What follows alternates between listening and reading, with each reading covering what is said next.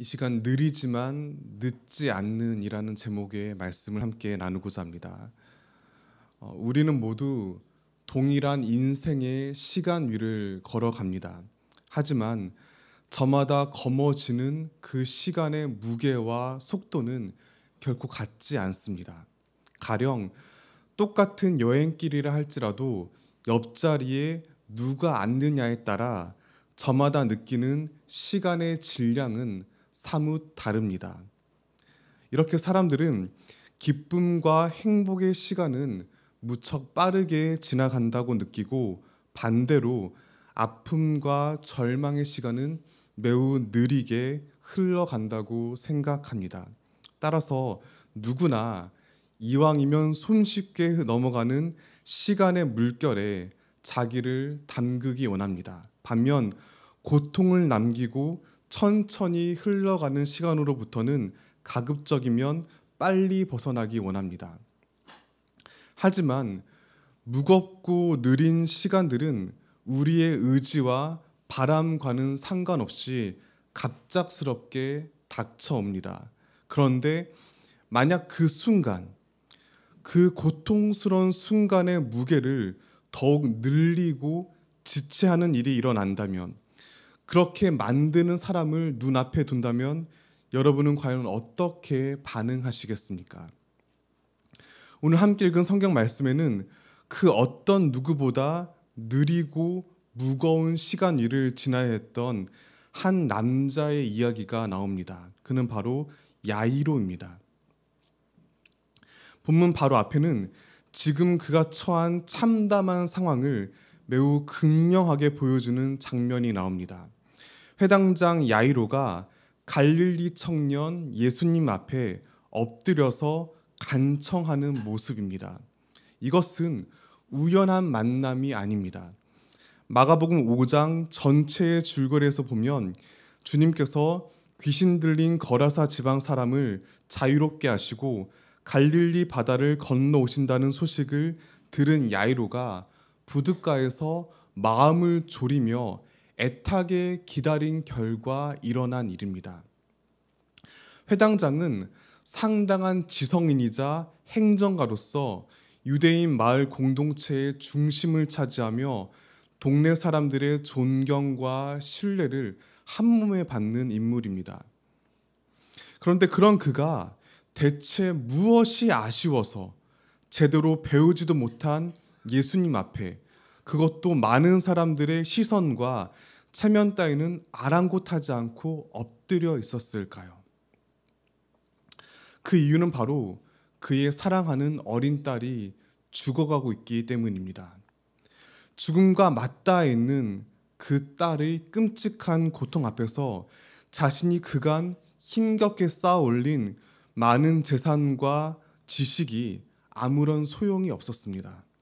그 잔인한 현실을 처참하게 깨달은 아버지가 할 수 있는 최후의 수단은 모든 자존심을 내려놓고 예수님 앞에 나아가 그저 엎드리는 일이었습니다. 다행스럽게도 주님께서는 그런 야이로의 간청을 물리치지 않으시고 죽음의 문턱 앞에서 신음하고 있는 그의 딸을 향해 함께 나아갔습니다.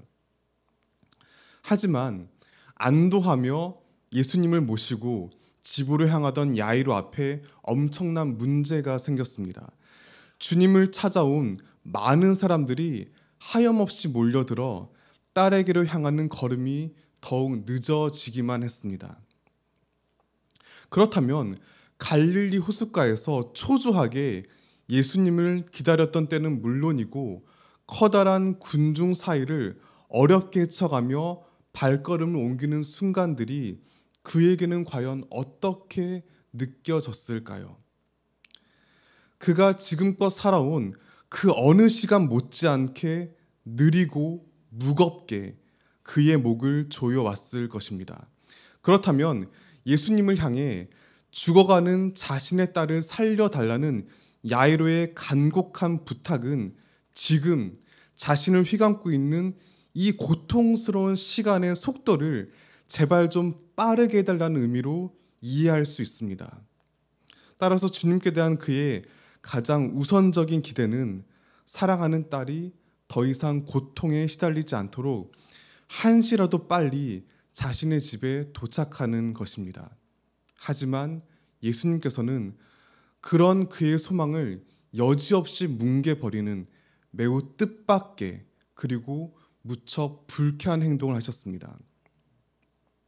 가던 걸음을 갑자기 멈추신 주님은 뒤돌아 이렇게 물으셨습니다. 누가 내 옷에 손을 대었느냐? 누가 내 옷에 손을 대었느냐? 이 얘기를 곁에서 들은 제자들은 그저 답답할 수밖에 없었습니다. 줄곧 예수님과 함께 야이로가 한 말과 행동들을 지켜본 그들 역시도 마음이 무척 조급해졌기 때문입니다. 더군다나 힘겨운 떠돌이 생활을 하던 그들로서는 부유한 야이로의 딸을 예수님께서 얼른 고치셔서 그의 집에 머물며 모처럼 편히 쉬고 맛있는 음식을 배불리 먹을 기대도 하였을 것입니다. 그런데 주님께서는 이적을 사용하셔서 야이로의 집까지 순식간에 이동하지는 못할 망정 너무나 느긋해 보입니다. 그 와중에 지금 뻔히 수많은 사람들이 주님을 향해 손을 내뻗고 있는 상황에서 누가 자기 옷에 손을 대었느냐는 황당한 질문을 하셨습니다.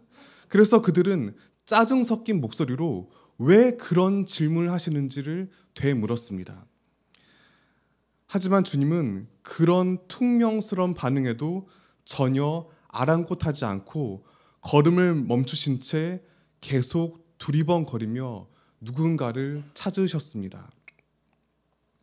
그리고 얼마 지나지 않아 피와 땀으로 얼룩진 웬 초라한 몰골의 여인 하나가 온몸을 바들거리며 그들에게 다가와 자신의 이야기를 하기 시작했습니다.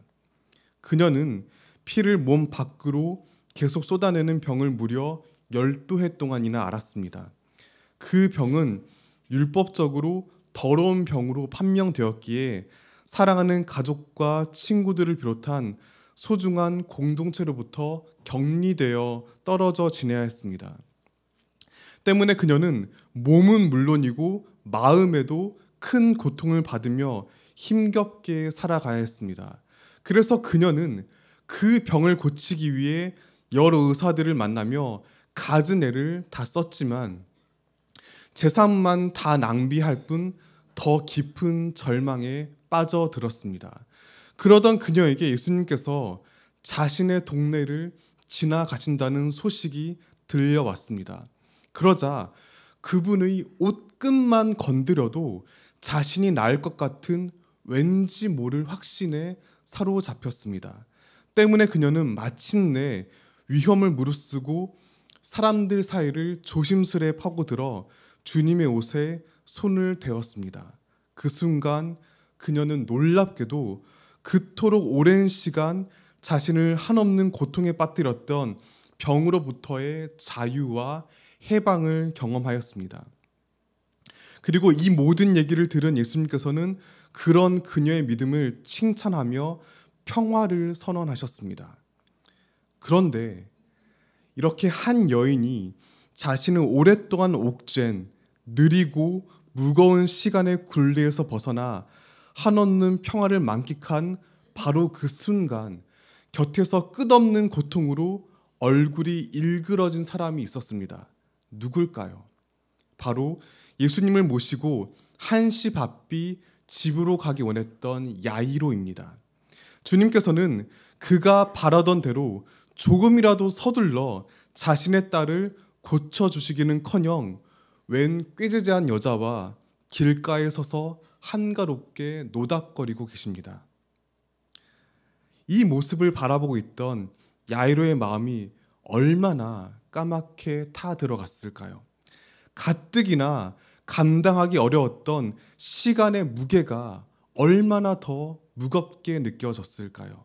그런데 그런 그의 신락 같던 희망도 여지없이 짓밟아 버리는 결정적인 소식이 들려왔습니다.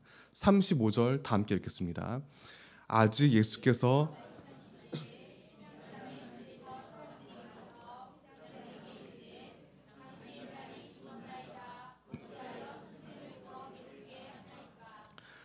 그의 집에서 심부름 보낸 사람들이 쭈뼛거리며 다가와 이렇게 조심스럽게 말합니다. 회당장님, 따님이 그만 숨을 거두었습니다. 예수 선생님을 헛걸음시키지 마시고 그만 돌려보내시는 게 좋을 듯합니다. 여러분이 만약 지금 야이로와 같은 상황이라면 마음이 어떨 것 같으십니까? 우리를 한없이 괴롭게 만드는 느린 시간의 육중한 무게에서 조금이라도 빨리 벗어나기 위해 예수님을 찾아 어렵게 그 앞에 엎드렸는데, 그러한 절망을 해결하시는 주님의 걸음이 너무나 더디시다면, 아니 멈추어 계시다면 그런 예수님을 과연 어떻게 바라보시겠습니까? 그때 주님을 향해 쉼없이 솟아오르는 분노와 원망은 차마 그 어떤 말로도 표현하기 힘들 것입니다. 그런 까닭에 그저 할 말을 잃은 채 넋을 놓고 있는 야이로를 향해 예수님께서 이렇게 말씀하십니다. 두려워하지 말고 믿기만 하여라. 두려워하지 말고 믿기만 하여라.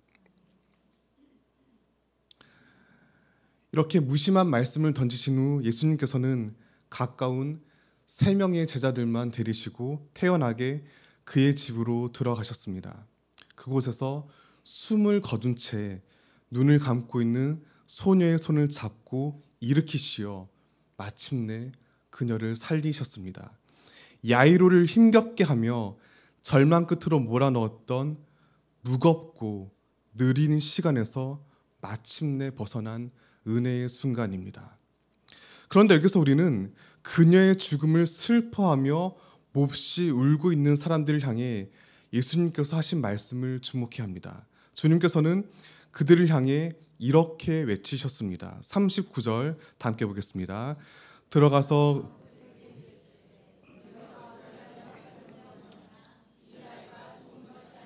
잔다 하시니, 예수님께서 야이로의 집에 들어간 지금 그 아이는 분명 죽어 있었습니다. 이것은 분명한 사실입니다. 하지만 주님께서는 소녀가 죽은 게 아니라 잠을 자고 있다고, 즉 살아있다고 선언하셨습니다. 그리고 그 말 때문에 조문객들의 비웃음을 샀습니다. 대체 왜 예수님께서는 그렇게 말씀하셨을까요? 소녀가 살아난다는 것은 분명 그때 이후에 펼쳐질 나중의 일입니다. 그런데 그 미래 사건을 마치 지금의 현실처럼 말씀하신 까닭이 과연 무엇일까요? 그것은 하나님의 시간은 사람들의 시간과 같지 않기 때문입니다. 야이로의 생각에는 예수님께서 얼른 딸에게 오셔야 지금껏 자신을 억누르던 느린 시간의 무게에서 보다 빨리 벗어날 수 있을 거라 믿었습니다. 하지만 주님의 걸음은 그의 바람과는 달리 너무나 느렸습니다. 그러나 그가 느끼기에 몹시 더디어 보이는 주님의 발걸음은 절대로 늦지 않고 가장 정확한 때에 그의 딸에게 도착하였습니다. 하나님의 시간 안에서 야이로의 딸은 예수님의 걸음 속도와는 상관없이 이미 죽음에서 살아났기 때문입니다. 그렇기에 예수님은 사람들의 초조함을 개의치 않으셨습니다. 뿐만 아니라 오랜 시간 절망에 허덕인 한 가련한 여인이 들려주는 가슴 아픈 이야기에 여유롭게 귀를 기울일 수 있었습니다. 이렇듯 주님께서는 사람들의 생각을 초월하여 가장 은혜롭고 정의로운 시간의 매듭을 이어가심으로 고통받고 상처받는 이들을 돌보시고 구하신다는 사실을 반드시 믿으시길 바랍니다. 이것이 바로 우리가 두려워하지 않고 하나님을 믿을 수 있는 이유입니다. 사람들은 무겁고 느린 시간들이 자신들이 원하는 때에 원하는 방식으로 가볍고 빠르게 지나가기만을 원합니다. 물론 이 자체는 너무나 자연스러운 소원입니다. 따라서 야이로가 예수님을 향해 숨가쁘게 달려가 엎드렸듯이 꼭 필요한 무언가를 이루기 위해 최선을 다해 노력하고 속도를 내야 합니다.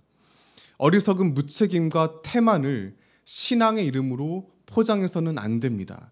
하지만 만유의 하나님께서는 사람들이 바라는 시간의 속도와 무게에 그리 연연하지 않는다는 사실 또한 반드시 명심하시길 바랍니다.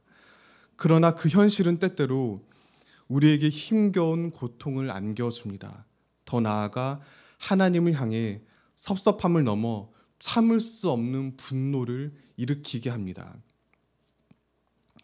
참으로 사랑하는 삼덕교회 성도 여러분, 지금 이 시간 여러분의 마음을 한없이 무겁게 짓누르는 느린 시간의 정체는 과연 무엇입니까? 여러분 개인의 삶 속에 어떤 희망을 기다리십니까?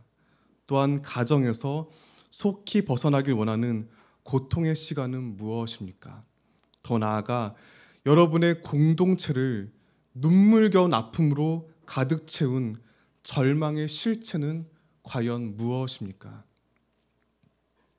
입시, 취업, 출산 등 여러 현실의 문제와 수없이 많은 갈등과 다툼 속에서 마치 본문 속 야이로처럼 괴로움에 몸부림치지는 않으십니까?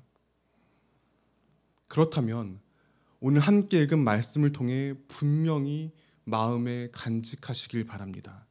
하나님께서 사람들의 시간표에 얽매이지 않으시는 까닭은 자녀들의 아픔에 무관심하거나 그들을 내버리셨기 때문이 결코 아닙니다. 인간의 노력과 속도를 무시해서도 아닙니다. 시간의 주인이신 하나님께서 저마다에게 허락하신 삶을 가장 아름답고 위대하게 매듭지으실 것을 약속하시고 계획하셨기 때문입니다. 그렇기에 그 모든 시간의 무게와 속도를 가장 적절하게 날마다 이끌어 가십니다. 더 나아가 우리를 이 세상에 결코 홀로 내버려 두지 않으시고 각기 다른 빛깔을 가진 이들과 더불어 촘촘하고 위대한 시간의 모자이크를 하나님 나라 안에서 함께 이루며 살아가게 하십니다. 이러한 믿음 안에서 우리는 제 아무리 버겁고 더딘 나날의 무게를 온 몸으로 지탱한다 할지라도 결코 두려워하지 않을 수 있는 힘을 얻게 됩니다. 우리 주 예수 그리스도께서 시간 안에서 시간을 넘어 살림의 손을 내미시며 비록 느리지만 절대로 늦지 않게 못자국 난 발걸음으로 뚜벅뚜벅 다가오시기 때문입니다. 우리는 모두 동일한 시간의 길 위를 걸어갑니다. 하지만 저마다 짊어지는 시간의 무게와 속도는 결코 같지 않습니다. 그러나 그 모든 세월의 높낮이를 어우르시며 믿음의 자녀들을 찾아오시는 주님의 손과 발을 항상 신뢰하시길 바랍니다. 그리하여 각자의 삶과 가정과 공동체를 덮쳐오는 모든 두려움들을 믿음으로 맞서 용기 있게 이겨내는 저와 여러분 되시기를 온 마음 다해 진심으로 축복합니다. 기도하시겠습니다.